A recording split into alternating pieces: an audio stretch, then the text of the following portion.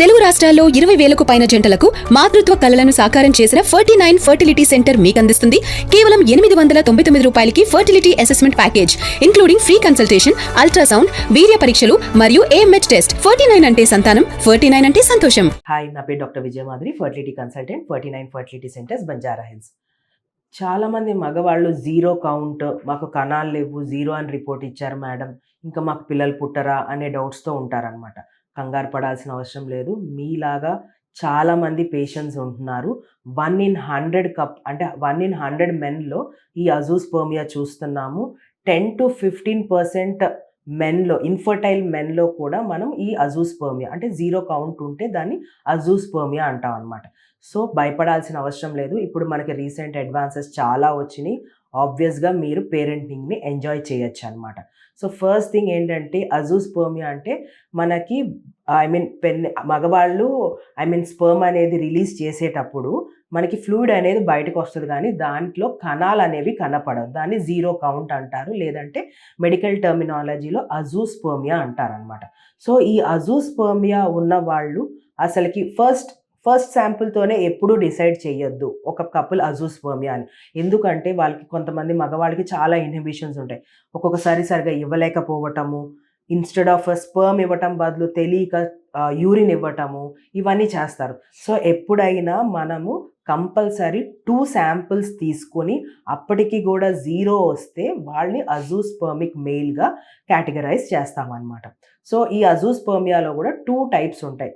Obstructive azoospermia, non obstructive azoospermia. Obstructive azoospermia అంటే ఏంటి అంటే, నార్మల్గా మనకి స్పర్మ్ అనేది ఈ బీజాల్లో ఫామ్ అవుతుంది అనమాట.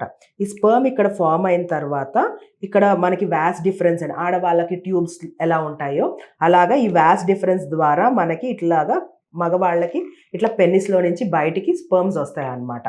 సో ఈ ప్రొడక్షన్ అయిన తర్వాత ఈ పెన్నిస్లో నుంచి బయటకు వచ్చే ప్రాసెస్లో ఎక్కడన్నా అడ్డంకులు ఉన్నా మనకి స్పర్మ్ అనేది బయటికి రాదు. అది నాన్ అబ్స్ట్రక్టివ్ అజూస్పర్మియా కేసెస్ అంటాం. అది ఎందువల్ల అంటే, ఈ వ్యాస్ డిఫరెన్స్, ఇదే మగవాళ్ళలో ట్యూబ్స్ అంటున్నాను కదా, ఆడవాళ్ళలో లాగా ఈ వ్యాస్ డిఫరెన్స్ అనేది కొంతమందికి పుట్టుకతో ఉండకపోవచ్చు, లేదంటే ఏదైనా ఇన్ఫెక్షన్స్ వల్ల బ్లాక్ అయి ఉండొచ్చు. సో అందువల్ల కూడా వాళ్ళకి బయటికి రాదనమాట. సో అలాంటి పేషెంట్స్కి మనం అసలుకి, and next category of patients non obstructive azoospermia అంటే ఏమీ అబ్స్ట్రక్షన్ ఉండదు. బ్రెయిన్ నుంచి వచ్చే సిగ్నల్స్, హార్మోన్స్, మెయిన్ థింగ్ వాళ్ళలో ఉండే testosterone hormones, FSH hormone, LH hormones ఇవన్నీ నార్మల్గా ప్రొడక్షన్ జరగకపోవచ్చు అనమాట. సో అలాంటప్పుడు వాళ్ళని నాన్ అబ్స్ట్రక్టివ్ అజూస్పర్మియా కపుల్స్గా పేషెంట్ లాగా మనం కన్వర్ట్ చేసుకుంటాం. సో ఇలాంటి పేషెంట్స్కి ఫస్ట్ థింగ్ ఏంటంటే, ఎలా డయాగ్నోస్ చేయాలి, అబ్స్ట్రక్టివా నాన్ అబ్స్ట్రక్టివా అనేది. So first few blood test ఇస్తాము. మగవాళ్ళకి టెస్టోస్టిరాన్, FSH, LH, ఈస్ట్రడయాల్, ఈ బ్లడ్ టెస్ట్ ఇచ్చి హార్మోన్స్ ఎలా ఉన్నాయో చెక్ చేసుకుంటాం. At the same time scrotal scan, ఒకటి అల్ట్రాసౌండ్ చేస్తాం, డాప్లర్ స్కాన్ అనమాట. సో అక్కడ ఏదన్నా అబ్స్ట్రక్షన్స్ ఉన్నాయా, లేదంటే అసలు వ్యాస్ డిఫరెన్స్ ఉందా లేదా మగవాళ్ళల్లో అనేది కూడా మనం చెక్ చేస్తామన్నమాట. నెక్స్ట్ వచ్చేసేసి జెనెటిక్ టెస్టింగ్ ద్వారా కూడా మనం డయాగ్నోస్ చేస్తాం. ఎందుకంటే కొంతమందికి ఫ్యామిలీస్లో జన్యు పదార్థ లోపాలు కంటిన్యూస్గా రన్ అవుతూ ఉంటాయి.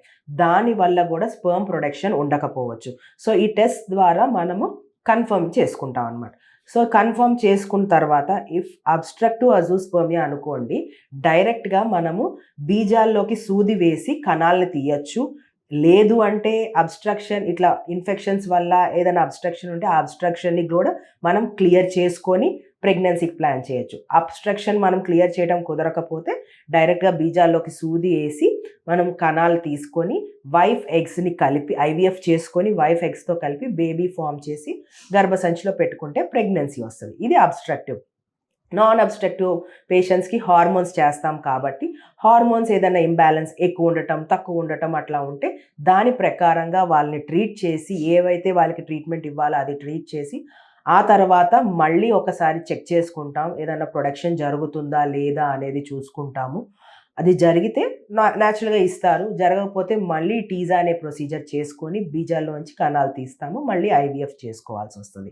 సో కొంతమందికి అసలు ప్రొడక్షన్ జరగదు. అలాంటి వాళ్ళకి వేరే వేరే ట్రీట్మెంట్స్ ఉంటాయి. అవి ఏంటి అనేది మనము పేషెంట్ వచ్చినప్పుడు, పేషెంట్ టు పేషెంట్ వేరీ కాబట్టి వాళ్ళకి ఎక్స్ప్లెయిన్ చేస్తూ ఉంటాం అనమాట. సో మనకి ఇన్ కేస్ జీరో స్పర్మ్ ఉంటే అసలు కాజ్ ఏంటి, ఎందువల్ల జరుగుతుంది అనేది మనం క్లియర్‌గా తెలుసుకొని, ఆ తర్వాత ట్రీట్మెంట్ తీసుకుంటే మీకు ఈజీగా పిల్లలు పుడతారు. సో, టెన్షన్ పడాల్సిన అవసరం లేదు. మీకు డౌట్స్ అన్నీ ఉంటే, ఇంకా ఏమైనా డౌట్స్ కావాలి, తెలుసుకోవాలంటే మీరు డైరెక్ట్‌గా మా 49 ఫర్టిలిటీ సెంటర్స్‌కి రావచ్చు. మీ డౌట్స్ అన్నీ క్లియర్ చేస్తాం. Thank you.